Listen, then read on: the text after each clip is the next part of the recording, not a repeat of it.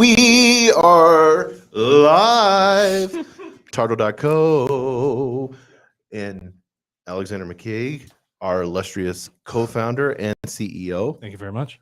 One thing that I've heard people, I got Whitesnake stuck in my head. I can't get it out of my head. I know, yeah. Walking down the only road. Yeah. We got to have Whitesnake come and do one of our TARTLE. Just close me out. Close me out.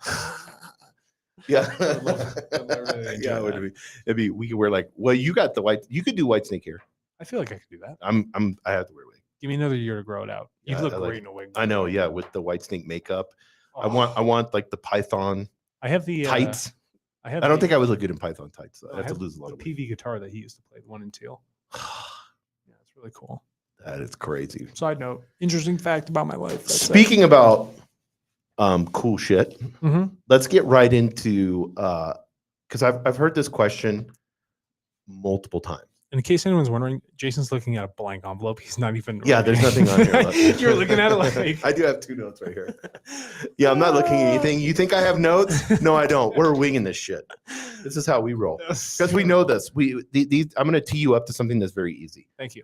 I want to go through the process so that people can understand because there's some complexity to new technology. Okay.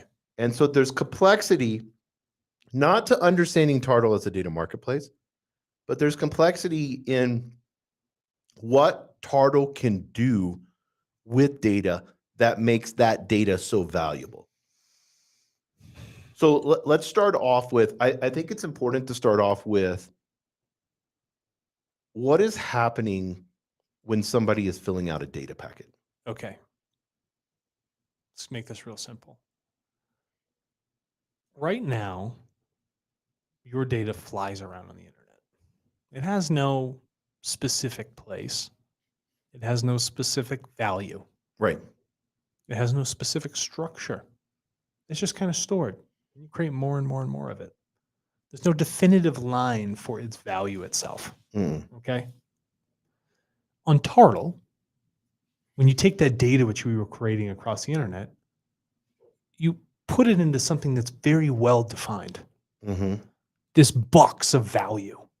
Okay. And you can make many different boxes of value.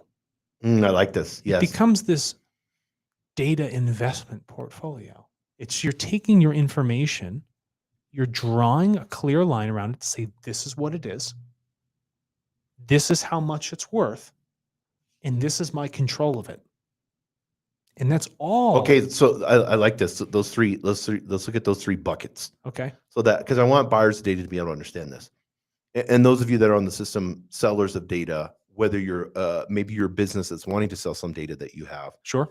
or you're wanting to have a valuation on that data, you need to understand this. So let's look at those 3 buckets. So first, let's talk ownership. Okay. How is TARTLE unique from any other company with ownership of data? Glad you asked. The data itself on TARTLE is uniquely identified to you. It's not randomly stored in some server somewhere doing some sort of thing. It is unique to Jason Rigby with a unique identifier. So that data, which you put into the system, pull into the system, create within the system, within the marketplace, is uniquely identified to you. Totally under your control. And this is important. Let me stop you there. This is totally important because people are trying to solve this right now with unique identifiers. Right. Because Google has its unique identifier for you. Facebook has its unique identifier for you. A decentralized unique identifier in one place exists with TARTLE. It does. And we've had it for years. And the point here is that there is a public key. It's anonymous. It's just a bunch of numbers and letters, but it's specific, so specific to you, Jason Rigby, in your data. That is your lockbox of control and ownership with that unique identification only to you. And all the data that you put on TARTLE is associated with that. So nobody else can claim ownership of it. No one else can control it. No one can assume the value from it but you. Is that making sense? Yeah, that makes 100%. And thus that becomes ownership. Now, why is ownership so important when a company wants to buy that data? This is important. If You've only used that word like 20 times. Right. Important. If value needs to be received for something, somebody has to own it because an exchange has to occur, right? I will give you this data or information, which I own, I have claim over at this moment. If you give me some sort of financial incentive in return. So the give and take scenario only occurs when there's ownership of two things. Some person owns the financial incentive, some person owns the data. And when that transference occurs, that's when the swap happens. That's when the exchange to value goes from party A to party B. That's where the value is now created through the ownership. But it's not everything that's given. Right. It is only the framed off chunk of this data, this asset, this data packet. It is a well-defined perimeter around what is being given to the person in return for something else. So let's take it. Let's do it this way, in the sense of somebody signs up for TARTLE. They go in and they click on and they get their Google, their Facebook, all this. Mhm. Their 23andMe, Sure. Fitbit, Whoop, whatever. Okay. And so they're like, oh, I want to sell my Fitbit data to this buyer that wants to pay me $23 for my Fitbit data. I'm just throwing out a number. Great number. When that transfer happens, why is not just in ownership, I'm talking in general. When that transfer happens, why is it so important? One, let's do seller first. Why is it so important and unique for the seller? And then we'll hit the buyer. But why is TARTLE so unique for that seller with that Fitbit data? At the moment when the Fitbit data is to be shared with the person who wants to purchase it, a record of consent is created. Yes, here we go. That's where I was hoping I you'd am go. consenting to give you a copy of my information at this, date and time. This essentially this timestamp of my life. I'm going to give it to you now. Mhm. Okay. When that occurs, there's also a record of exchange to say that, in fact, I did share it with you here. And so if you choose to go share that off with somebody else, they're going to know that it was actually sourced directly from me first, and you're trying to sell it as sort of this middleman broker after the fact. So this is important for seller Mhm. because you're getting consent. Consent is huge. It's what we're evolving as humans Yeah.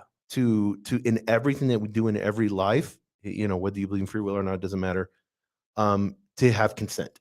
Right. So buyer, why is it so important for a buyer of that data packet to have consent? This is a great thing. You are now moving into something that's of great human rights and value, first and foremost.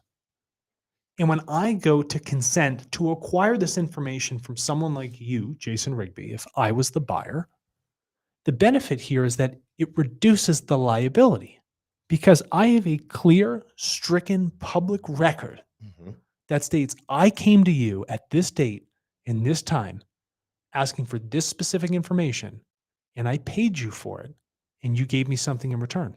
There was a clear, well-defined contractual exchange that happens instantaneously when a buyer comes and sources that information from the person who rightfully owns it. So rather than messing around and saying, oh, I got it from this independent third-party broker, right? And then you're going to get fined $500 per record because you have that personal information This is so because no important. Yes. consent came with it. That's a problem. That's essentially a waste of data. It's a liability on your balance sheet and it's doing no service to your company or the people That's important. It's a waste of data. It's a liability on your on your balance balance sheet. sheet. Correct. And if you really want to spend that money on R&D, if you want to understand your consumers through product or service, right? Or your members, if you're a healthcare plan, directly engage with them through a consentful process that decreases the liability and respects them and financially incentivizes them, actually creates a long-term lifetime narrative, a highly iterative process where Jason Rigby wants to continue to engage with us. Yeah, and I want to use example because this is happening right now, in the dealership realm. Sure. So auto dealers right now are getting fined from the government and paying millions of dollars because of data compliance issues. Okay. Whether a dealership realizes or not, they have a data packet sitting in their system. Yep. In their CRM, and they store them in all kinds of ways since Model T came out with Ford dealers. Since dealerships have been around, they've been storing data who's been packets. buying this stuff. And so the minute that they decide to go digital and not have the paper files anymore, the minute they decided to scan a credit app into a system, and then that's a PDF. Now you've got Social Security, date of birth, job. You have highly identifying information. The way that you store that, the consent that you got from that person when they came in and bought the car, all of that takes the data packet that you created with that client that you own. You're responsible. The government says you're responsible, not the consumer. You are. Right. But you want to know why? Because you were only there to collect that information at point of purchase. Yes. You don't have use after the fact. No. And so unless that person has consented for you to hold and store their data for a prolonged length of time beyond the sale itself, you have a unique liability. So here's what happened. All of a sudden, they're like, third parties are coming and say, hey, we can use your data and help you with it. We'll organize it. We can monetize it. And these third party vendors are coming in and taking that dealership's data. Yes. Without consent from the consumer. Yes. And then helping the dealership out to monetize that. To make more money. Here lies the crux. I love the crux. I know, yes. What's happening here? You've asked someone who is this third party to come in and manage third party information. How could that ever be allowed? How could someone come in and tool with the information in your life and you have no say in it? That's inappropriate. And if the dealership is making money off of stored information that an individual has put the time and the effort in to create, where's their value in that process? The difference here is that you don't have that liability as an enterprise when you come to TARTLE. Yes, 100%. Because you're engaging directly with the consumer. You know everything. It's all written. It's codified. It's exact. There's an exactness to it. But you're worrying in these like muddied waters over here where liabilities will come down and regulation will slap you on the wrist because you thought it was a good idea to monetize information you didn't rightfully own. And you never asked the people who gave you that information if it was okay to do so. So you have consent, we have privacy. Yep. When we get, and I think this is really important, and dealership example seems to be playing where I think everybody can understand this. So let's say that dealership has we'll call it a data packet because that's basically what it is. Yeah.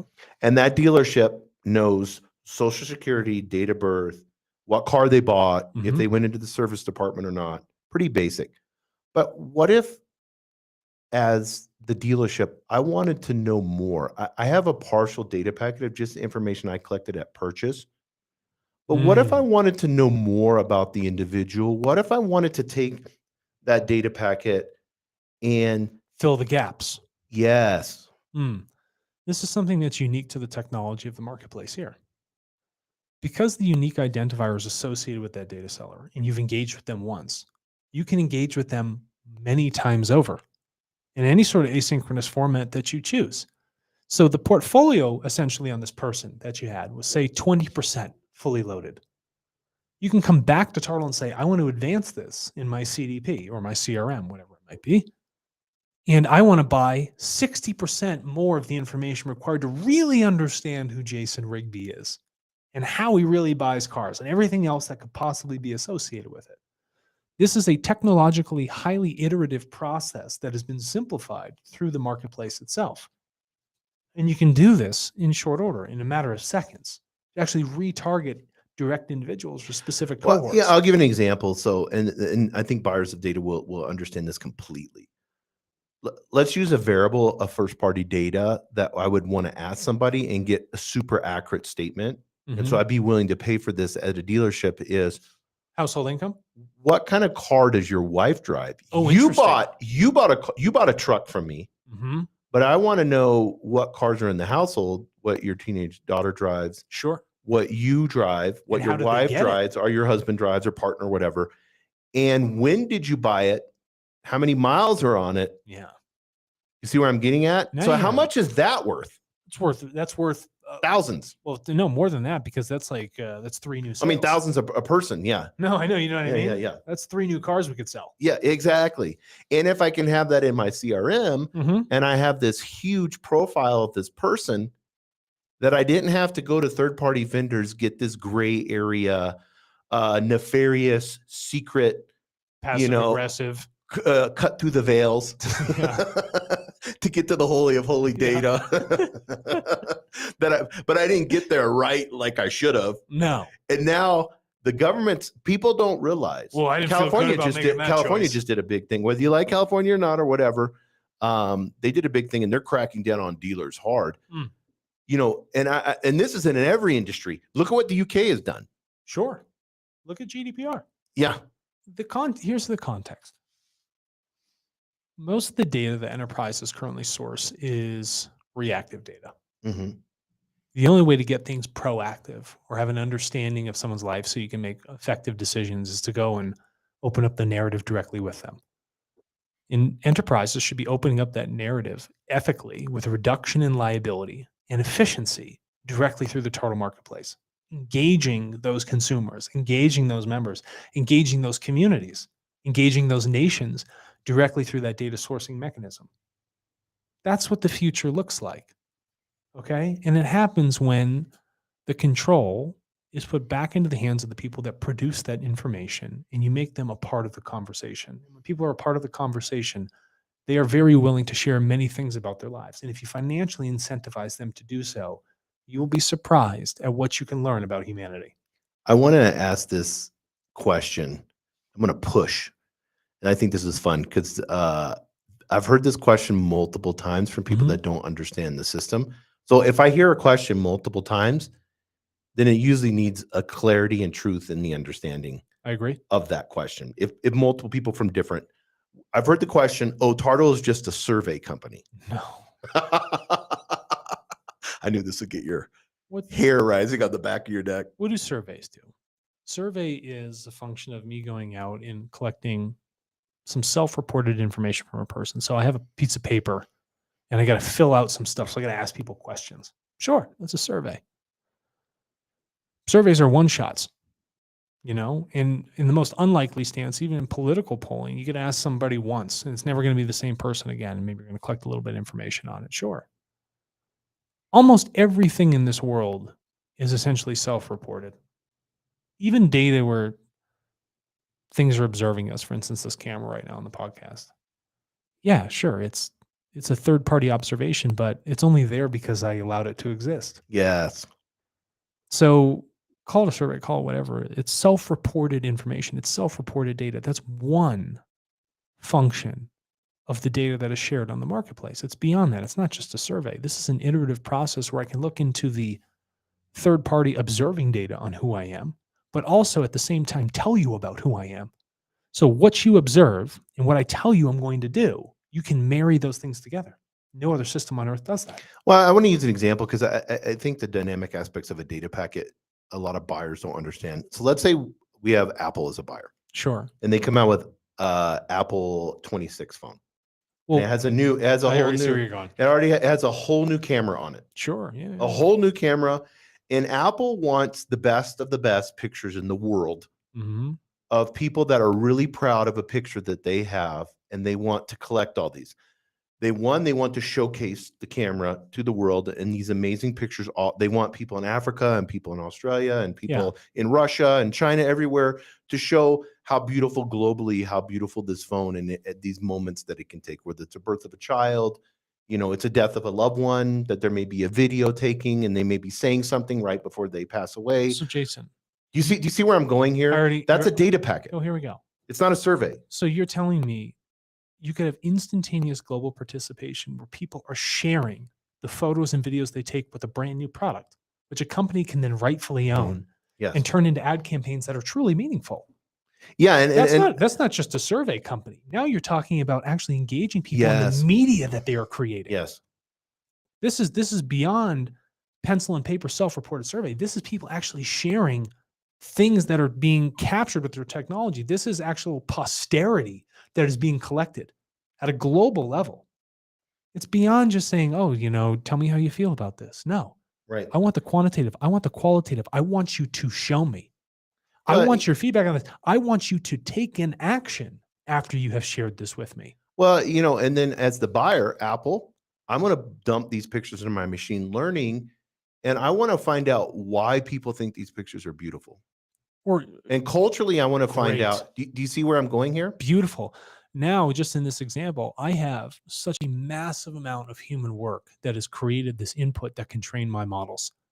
So now I can actually redesign my camera to work best in the function that humanity is currently taking photos with, or something that may be missing. Because if a million people in Nigeria say, a million iPhone users in Nigeria say, these are my best pictures, I've uploaded them to Tartle. Here you go, Apple. Apple pays for those, of course, because they pay the seller. Mhm. The buyer pays the seller.